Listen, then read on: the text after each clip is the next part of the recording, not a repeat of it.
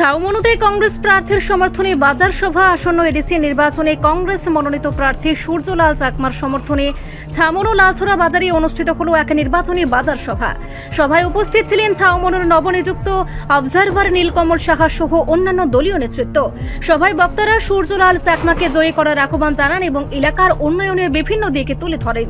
তাদের বক্তব্যে উঠে আসে, কংগ্রেস প্রার্থী নির্বাচিত হলে স্থানীয় মানুষের দীর্ঘদিনের সমস্যার সমাধান হবে এবং উন্নয়নের নতুন দিগন্ত উন্মোচিত হবে। সভা শেষে ছাউমনু এলাকায় রাজনৈতিক পালাবদলের ছবি স্পষ্ট হয়ে ওঠে।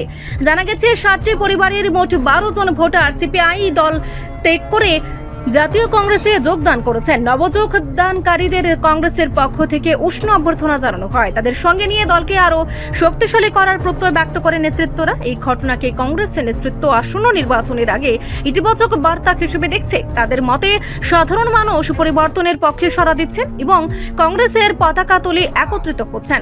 ছাউমনুর এই বাজার সভা শুধু নির্বাচনী প্রচারের অংশ নয়, বরং রাজনৈতিক সমীকরণে নতুন মোড় আনতে পারে বলে মনে করছেন পর্যবেক্ষকরা।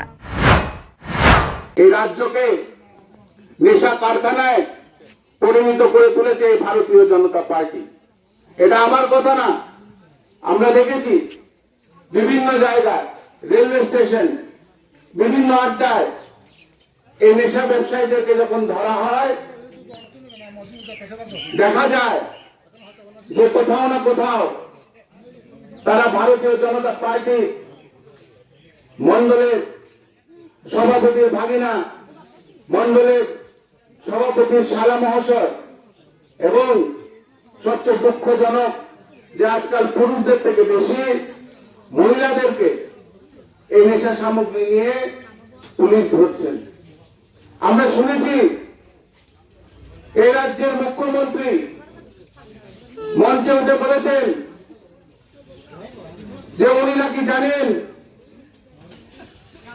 যে এই রাজ্যে নেশা সামগ্রী এবং নেশা ব্যবসায়ের সঙ্গে তারা যুক্ত।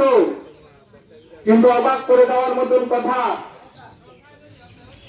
আপনি যদি জানেন, আপনি প্রশাসন দিয়ে তাদেরকে কেন গ্রেফতার করাচ্ছেন না?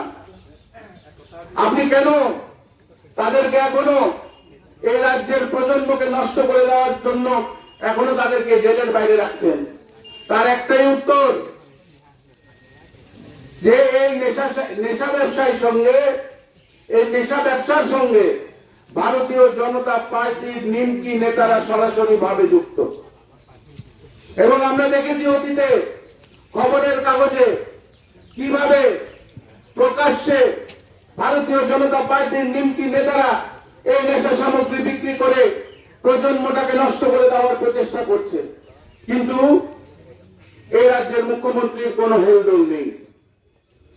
আমরা দেখেছি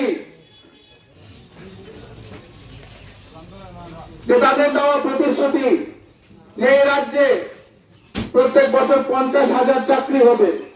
আমরা দেখেছি যে কিভাবে স্বতঃস্ফূর্তভাবে যুবকরা এই জুমলায় বিশ্বাস করে, এই জুমলাতে বিশ্বাস করে তারা ভোট দিয়েছিল। কিন্তু আমরা এখন কি দেখছি, যে তারা কোন রকম চাকরি দিতে পারছে না। তারা মঞ্চে উঠে রিপোর্ট সংবাদ প্রতীক্ষা।